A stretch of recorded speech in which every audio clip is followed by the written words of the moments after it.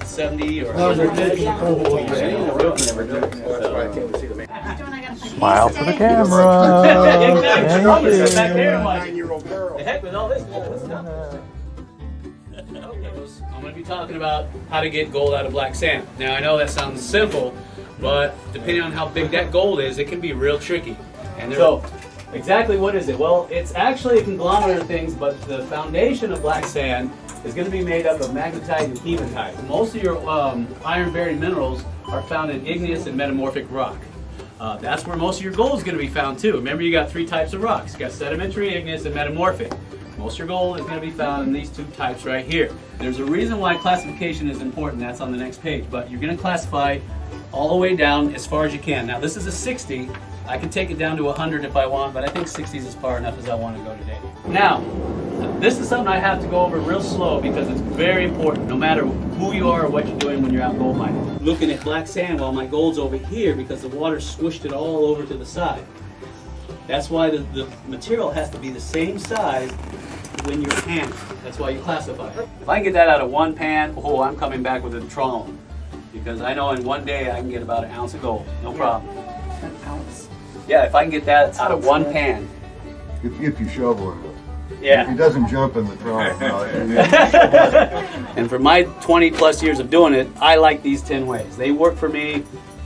If you do this, it is a world of difference in getting that small gold out. And we're going to run it and I'm going to show you how it works. Now once again, this has got to be level, very, very important. And your water flow, very, very important too. If one of these is out of kilter, you're going to lose gold. If everybody wants to move into it and see it, yep. then you move back to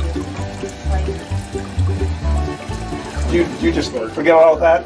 The question is when you buy the kit, it says keep the water a half-inch below the top of the rib. Do you just throw that out the window or do you go by it? I say throw it out the window. You're going to get a feel for what you can and can't do with this thing. So, I'm going to make sure he's empty so you know that I'm not salting it.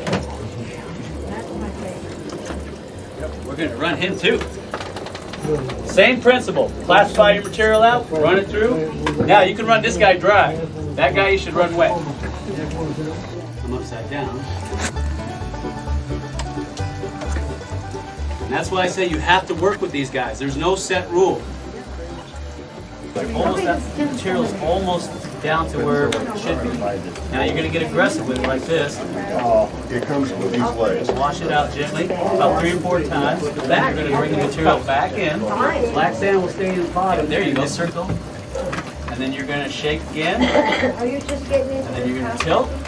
Oh, yes. More. Because you've got not much material left. More. Okay, now you're going to run the water again, like we were doing earlier. Like that.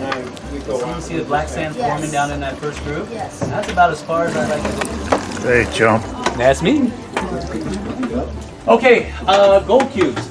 If you buy one of these, I like to get it with a hopper. It comes with an optional hopper.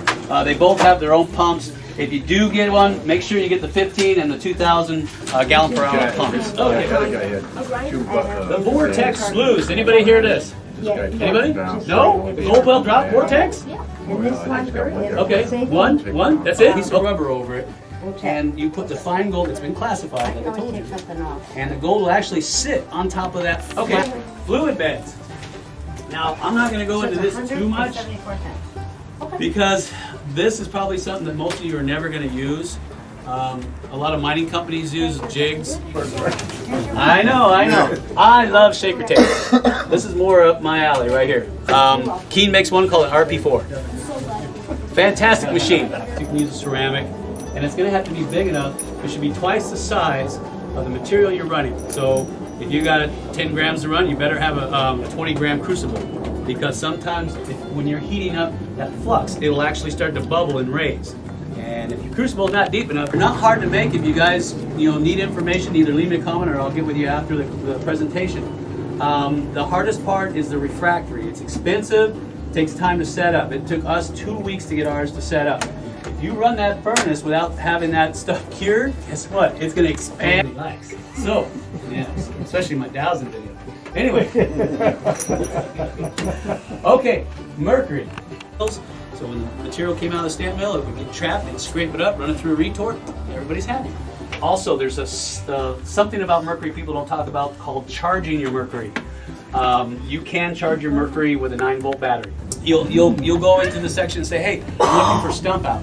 Stump out, you pour it on these old stumps of trees and it eats it all away. Yeah. That's basically what it is. And so you can use that. And like I said, in the old days, I could spend an hour talking about aqua regia, and I don't really recommend it, but I knew somebody would ask about it. Yeah. When are you going to take us all out in the field? Okay, I get that question a lot. When am I going to take people out and show them hands-on? I'm glad you all came out. I appreciate each and every one of you. See you in about a month or two. How's that sound? A month or two.